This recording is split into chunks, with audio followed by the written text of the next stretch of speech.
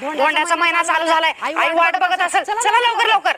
अगं एकतर तुझं घर बस स्टँड पासून किती लांब आहे, मला चलून चलून दम आलाय. आणि मी बॅग घेऊ का? नाही नाही चल तू चल. अगं ते कुस्ती साडू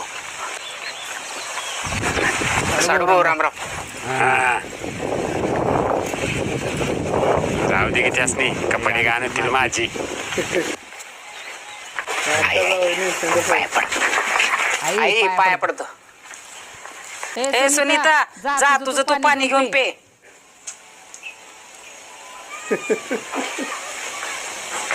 ते जरा जावय बापू, माझं लाडाचं जावय बापू. चला चला चला चला.